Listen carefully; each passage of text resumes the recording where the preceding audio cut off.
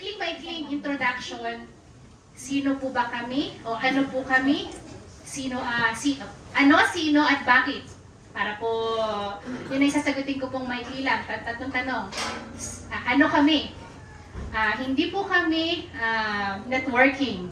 Okay? Hindi po to networking na ito yung kailangan merong mga marketing. Alright? Hindi po yung kami. Hindi rin po kami nagtataas ng sino mang politiko o anumang relihiyon. Kami po ay lahat ay mangangaral. Sorry po. Kami po ay ano po yung nag-aaral? Mag-aaral. Yun. Ano sabi ko po kanina? Mangangaral. Kami po lahat ay mag-aaral ng salita ng Diyos at kami po ay naglalayon na makilala pa ang Panginoong Jesus. Yun po ay ano kami. Alright? So wala po kami tinataas na relihiyon. Everyone is welcome. Pakisabi po sa katabi mo, everyone is welcome. Sino? Sino ang aming tinataas? So sabi nga po ng sinabi ko, hindi po kami nagtataas ng sinumang politiko at lalong hindi po namin tinataas ang pangalan namin dahil wala pong kwenta ang aming mga pangalan. Pero ang tinataas po namin ay nag-iisang pangalan lamang. Yes. Ang ating Panginoong Jesus. Bakit? Bakit kami nagkakatipon-tipon? Tuwing unang araw o tuwing every month, every second Sunday of the month. Bakit? Yun lang po, gaya po ng sinabi ko ay nag-aaral po kami ng salita ng Panginoon upang makilala ang ating manunumbos. Okay po. So, wala na po ibang dahilan. No? Wala na po kaming ibang dahilan. Ang Panginoon lamang.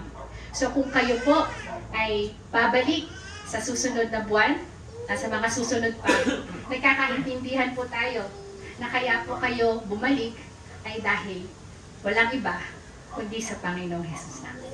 Alright po? Alright. At hindi po ito pera-pera. Okay po. Ito po ay pamilya na kung saan malaya po tayong mahalin ang isa't isa. Mahaka naman. Talaga ba? Pakitingnan nyo nga po yung inyong katabi. Tayo po ay nakapagmamahal dahil una po tayong minahal ng Panginoong Jesucristo. Amen? Amen po ba? Amen. Amen. Alright. Noong nakarang taon po, mabilisan lamang, meron po kaming Bible Study Series. Ito po ay pinamagatang redemption. Ibig sabihin po yun ay pagtutubos. And Paul and I, si Paul, Paul and I were really praying, praying sa Lord. Lord, ano po ba yung gusto mo pong susunod naming series? Ano po ba yung gusto mong pag-usapan namin? Ano po ba yung gusto mong matuklasan namin? And we were led sa Book of Ephesians, sa libro ng Epeso. Ephesians chapter 1, verse 17 hanggang Ephesians 2-7. Pero sino po sa inyo ngayong kasi Paul and I we're believing God for more. Sino po sa atin ang naniniwala na pwede siyang humingi sa Panginoon? Yes. Sino ang naniniwala na pwede siyang humingi ng mas marami sa Panginoon? Amen.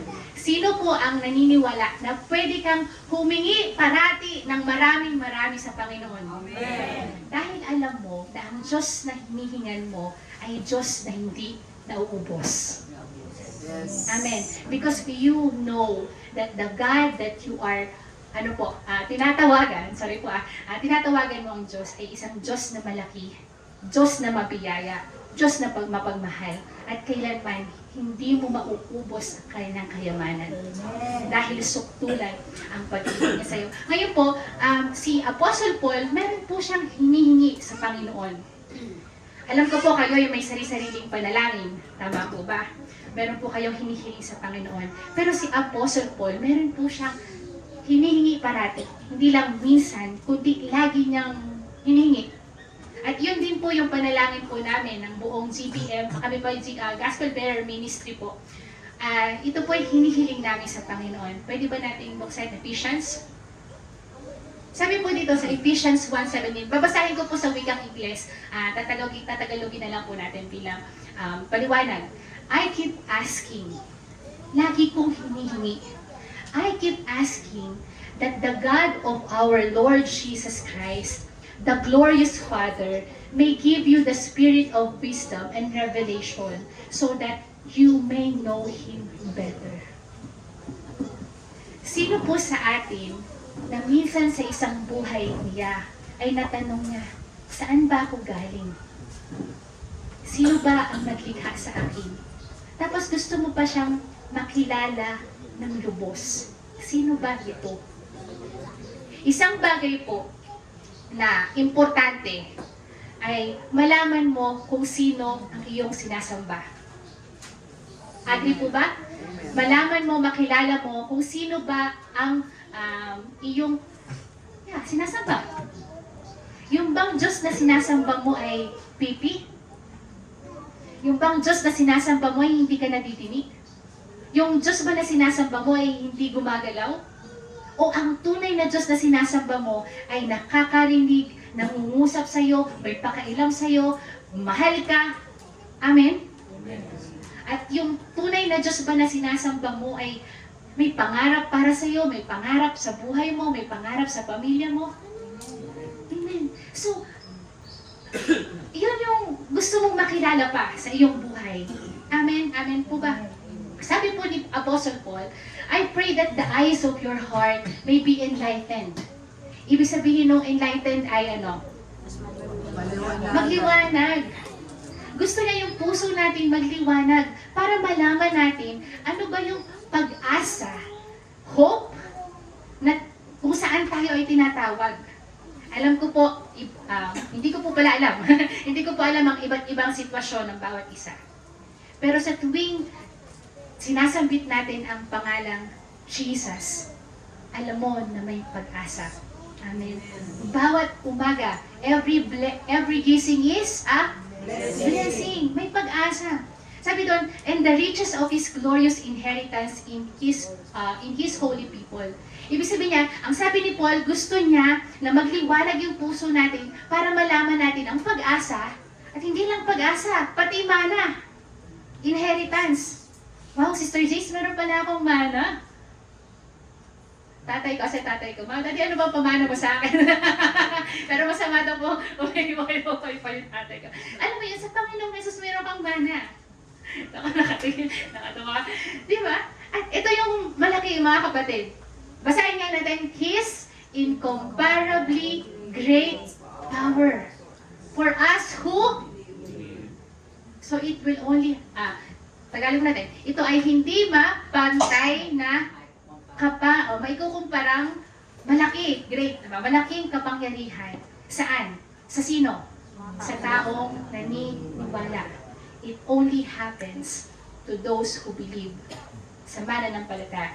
Pwede ko po bang malaman ilan ang mananampalataya sa lugar na ito? Amen. Mananampalataya sa Panginoong Kristo. Amen. Next.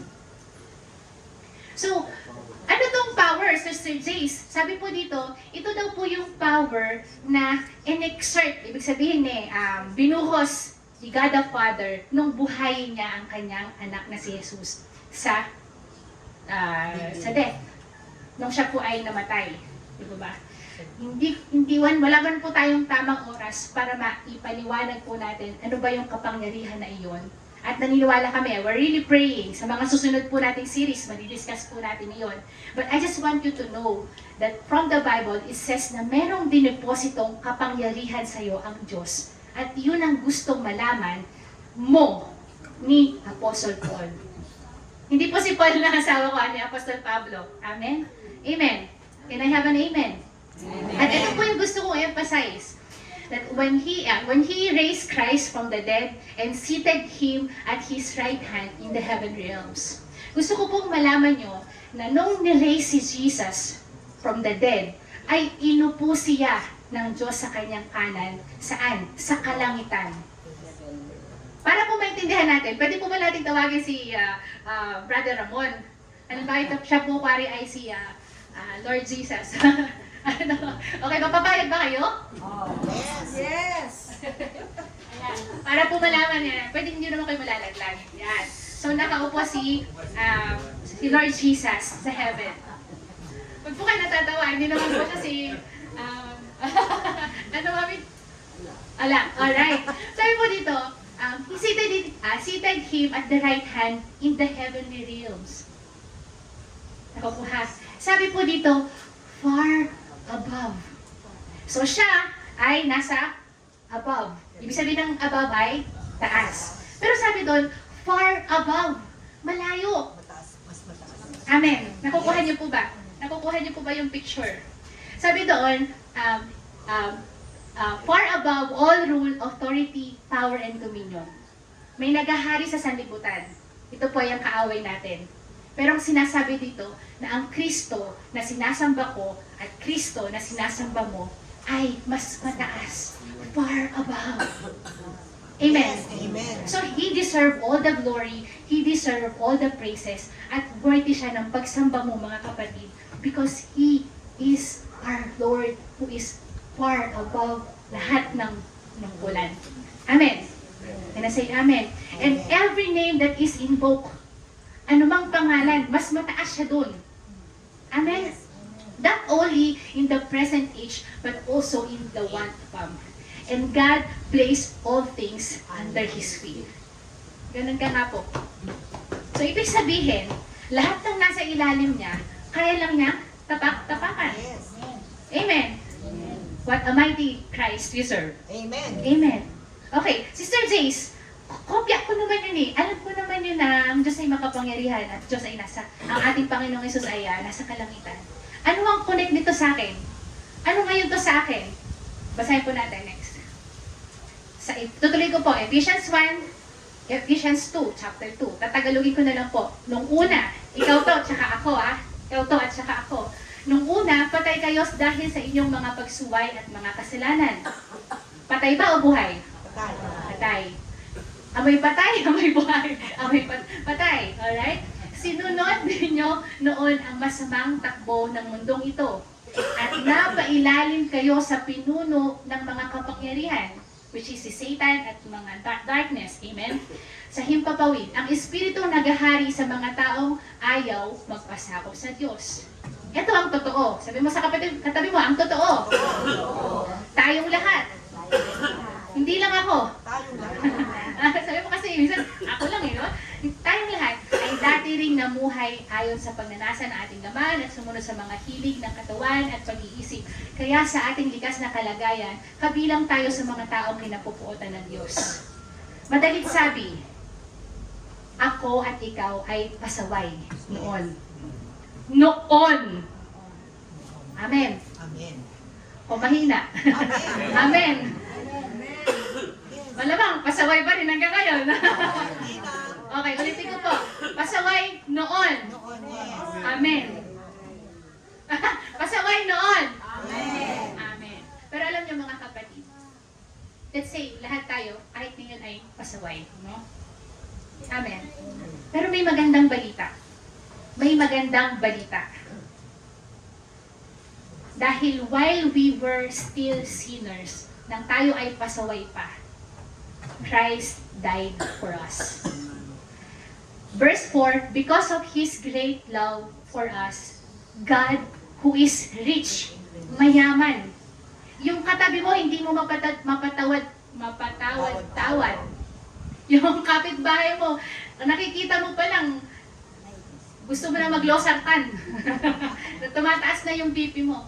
Pero ang Diyos, He is rich in mercy. Yes. Amen. Made us alive. Dati kang patay, binuhay ang iyong espiritu kay Kristo. Even when we were dead in our transgression, it is by grace you have been saved. Malinaw na po sa atin to. Ito po yung natalakay natin nung nakaraang taon na tayo'y tinubos sa ating mga kasalanan. Dahil po sa pananampalataya natin sa natapos na gawa ng ating Panginoong Jesucristo. Ito na ang pinakamaganda. And God raised us up with Christ and seated us with Him in the heavenly realms. Pwede ko bang tawagin si Tito dito? Dito. Nagtitiwala ka ba sa akin? Alright, ano ibig sabihin ng Ano ibig sabihin ng verse po na ito? That we, upo ka lang po dyan. Wala na po ibang gagawin kundi maupo lamang.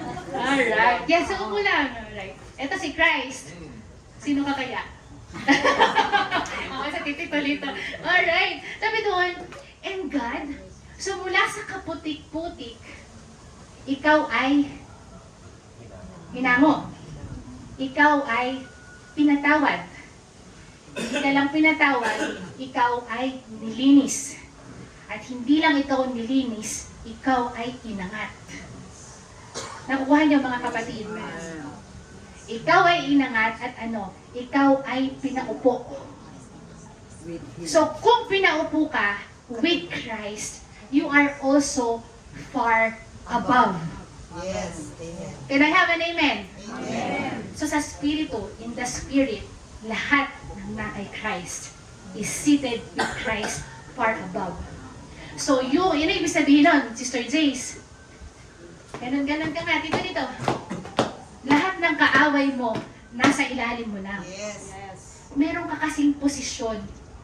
At ano yung posisyon na yon? You can only have that position because you are in Christ. So yun po yung magiging series natin ngayong taon. Yes.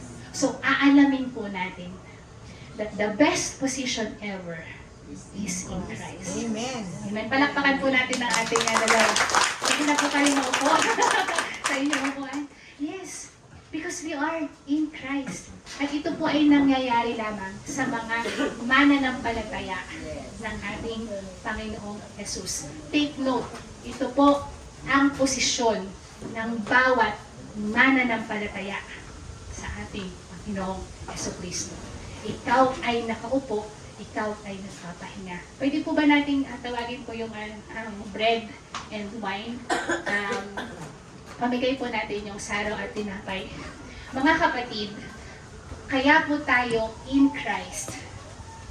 Kaya po tayo may best position ever. Pasabi mo ka sa katabi mo, you are in best position. Yeah, nasa best. Kailangan alam mo kasi yun eh. Pag simula mo ng taon, alam mo na ikaw ay may best position and that is in Christ far above. Amen. So, dahil po, kaya po tayo may best position is because 2,000 years ago, Jesus died for our sins. Amen. Malaki po ang binayad ng ating Panginoong Hesukristo para lang mailagay ka, mailuklok ka sa ganoong kataas ng posisyon. Hindi yon basta-basta. Amen. Si Lord Jesus ang nagbayad ng napakamahal na halaga para po tayo na walang kakwenta-kwenta ay maitaas, mailuklok at makatabi na naghahalik sa buhay ng Panginoong Jesus. Habang pinapamigay po yung ating bread and wine, pwede po ba, kahit hindi po na kayo ko, kahit hindi po nakapikit, can you just personally thank Jesus for what He has done on the cross 2,000 years ago? Pasalamatan mo lamang siya sa buhay mo, sa lahat. And just personally talk to God in prayer. Hallelujah.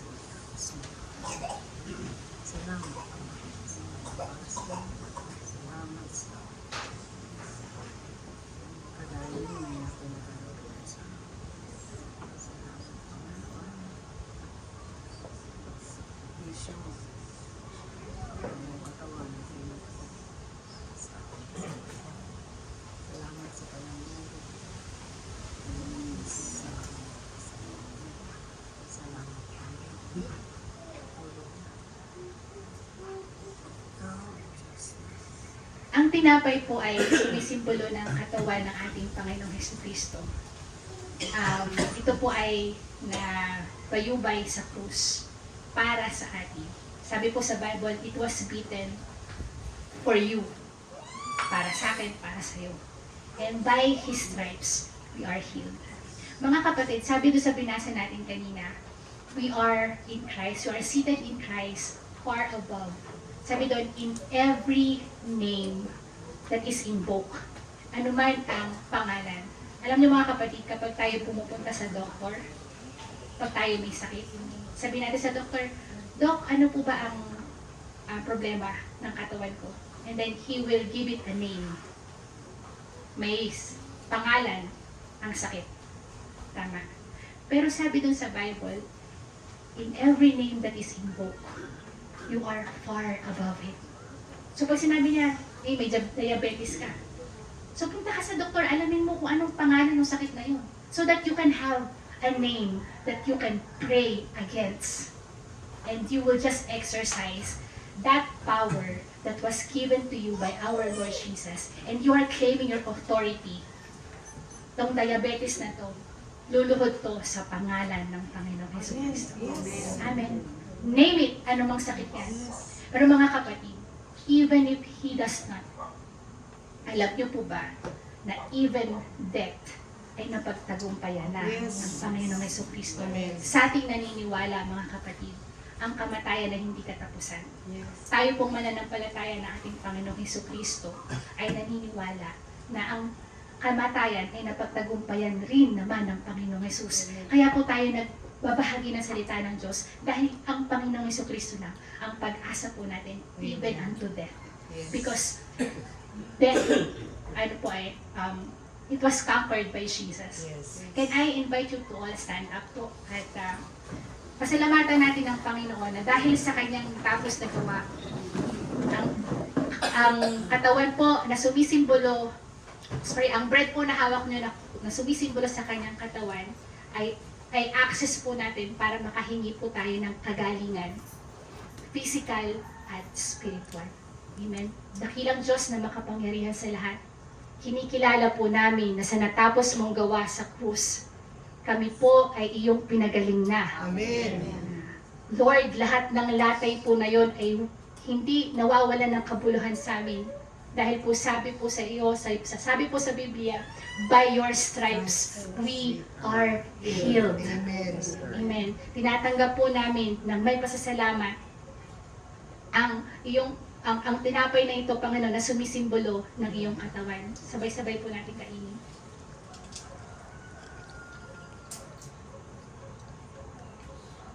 Buksan po natin ang saro na sumisimbolo ng dugo ng Panginoon. Heavenly Father, we thank you, Lord God, for sending your Son, Jesus. Maraming salamat po, Diyos Ama, sa pagbibigay mo po ng iyong buktong na anak para sa amin.